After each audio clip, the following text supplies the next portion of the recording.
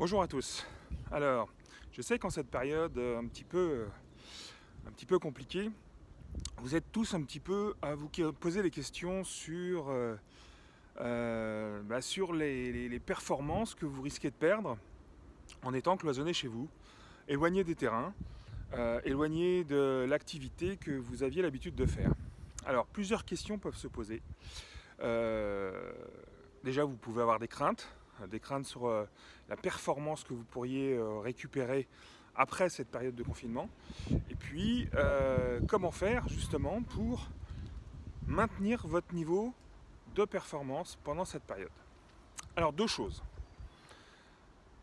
La première, elle est que vous avez pris l'habitude de vous entraîner sur des terrains avec une certaine activité physique, avec une certaine gestuelle, une certaine tactique et technique, que aujourd'hui vous ne pouvez plus pratiquer. Alors oui, on peut faire un petit peu de mur pour pratiquer un peu, taper la balle, on peut faire des pompes, des abdos, etc. Et c'est conseillé. Et je vous le conseille. Maintenant, ça ne suffit pas à remplacer ce que vous avez fait. Ce qui est important, c'est que quand vous vous entraîniez sur le terrain, quel que soit le sport, vous avez créé des connexions neuronales entre votre corps et ce qui se passe dans votre tête, dans votre cerveau. Ces connexions, elles existent et il faut les pratiquer régulièrement pour ne pas les perdre.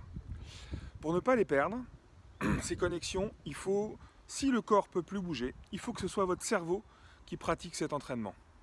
D'accord? C'est ce que j'appelle l'entraînement canapé.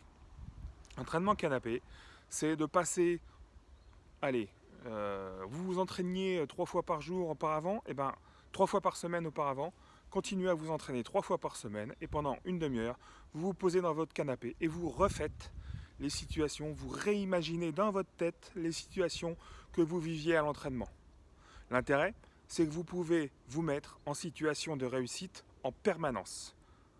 Vous pouvez vous autoriser à jouer parfaitement dans votre tête. Et vous verrez que quand vous reprendrez les entraînements, vous serez au top. Vous n'aurez perdu que quasiment rien en termes d'efficacité. La deuxième chose dont je vous parlais, c'est qu'effectivement, dans cette période, éloignée des terrains, on peut avoir des doutes, on peut avoir des moments de baisse de motivation. Cet état d'esprit, il va dépendre principalement des questions que vous allez vous poser et de la façon dont vous allez vous poser ces questions. Au lieu de vous dire qu'est-ce qu'on va faire encore aujourd'hui, enfermé, comment je vais pouvoir bouger, qui sont des questions qui vont naturellement vous entraîner vers des réponses négatives. Votre cerveau, de toute façon, il va répondre à toutes vos questions, consciemment ou inconsciemment. L'important, c'est dans la question, de présupposer quelque chose de positif. Au lieu de dire qu'est-ce que je vais encore faire aujourd'hui, dites-vous comment je vais pouvoir encore performer aujourd'hui.